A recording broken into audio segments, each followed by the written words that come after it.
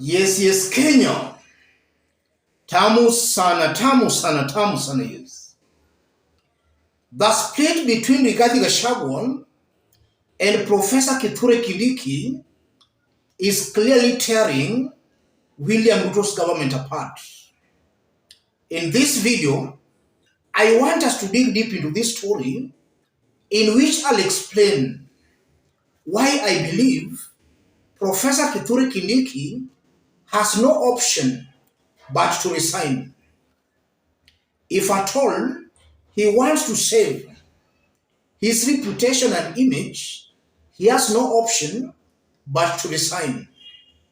And that is so because from the look of things, it appears William Ruto and Rigathi are in an holy alliance, an alliance that will end up soiling the good professor's reputation as a top scholar. Before digging deep into that analysis, if you are watching us but you have not yet subscribed, subscribe, give this video a like.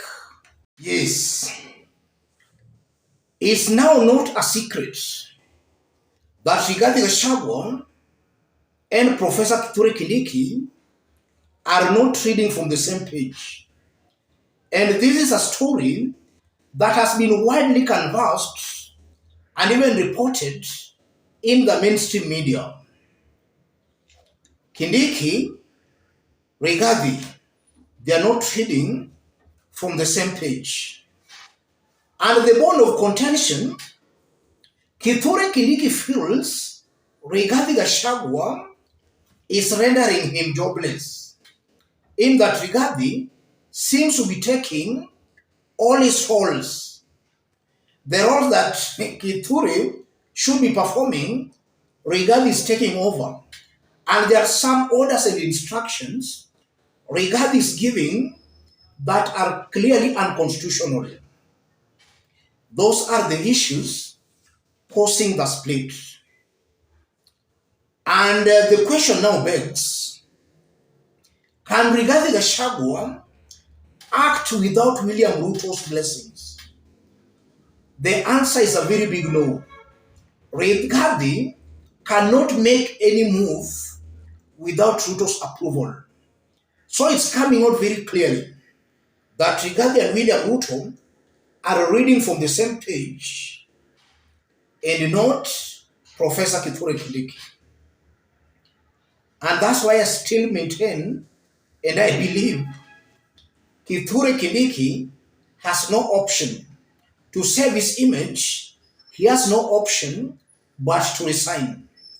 And I'm saying that because if you only project in the next some few years, in the event William Ruto's government continues the way they're going, then we might find the likes of Kithure Kindiki, Rigathi and even William Ruto being summoned to Hague. And it's possible that Kithure Kindiki might be sent there because of the misrule of Ruto and Rigathi. What does all that mean politically? The first thing, it confirms, the split confirms a disorganized government. A government being run by a few individuals. A few individuals, yes. The structures are not working. Some few people are at a corner dictating what should be done. So the CSSs, the CS, the cabinet secretaries, they are just there to be seen, but not to be heard. That's one thing coming out very clearly. And it's not something that will augur very well for the so-called cabinet secretaries. And more so, a cabinet secretary in charge of interior ministry. The reason being, from what we have seen, the kind of police brutality, police brutalities the kind of orders being issued. Just some few days ago, DCI issued some misleading information. So you are seeing a total mess in government that exposes a disorganized government, a government that cannot deliver. Because I strongly believe when the government is disorganized, it can't deliver. In that these warring camps or teams will be backstabbing one another. One side will be trying to outdo the other, to paint the other as the bad one, for that one to fail. And in this case, you might even find the government's opponents and critics actually taking advantage of that, in that they can easily penetrate the government. And all the things the government will be doing, the opposing camps will be well briefed even before the government actually implements what they want to do.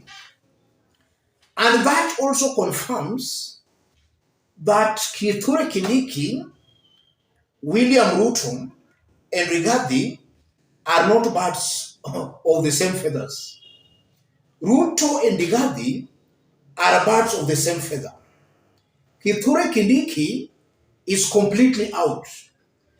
I'm seeing a very high possibility where Kithure Kindiki was just forced to join William Ruto because of the ground, the mountain ground.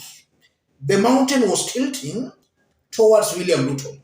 Kithure had to board that bus. But in terms of character, Kithure and William Ruto are not cheap. They are not a chip of the same pot.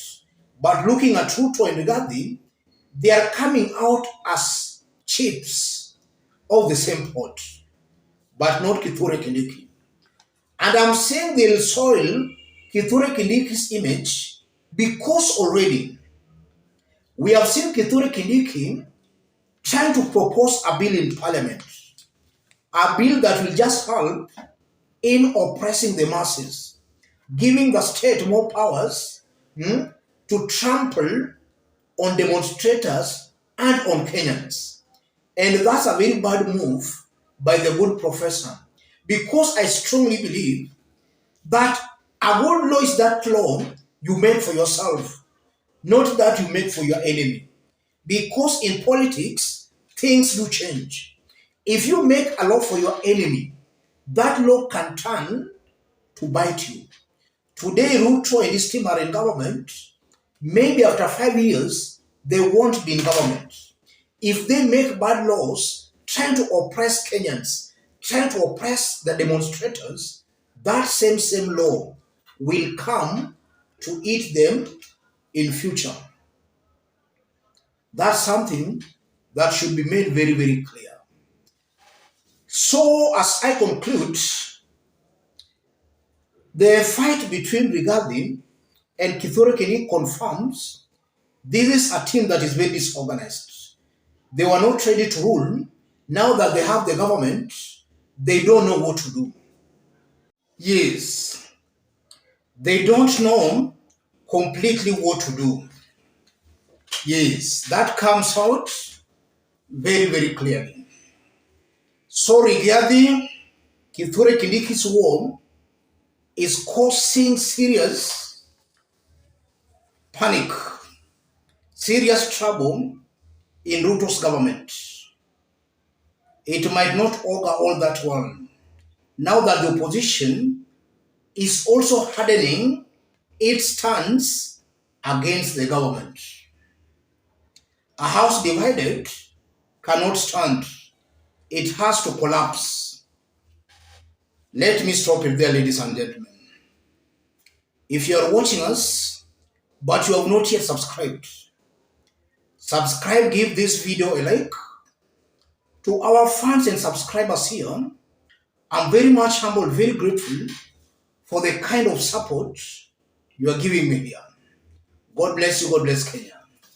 Any other person who want to support our forum, I've pinned my number on the comment section.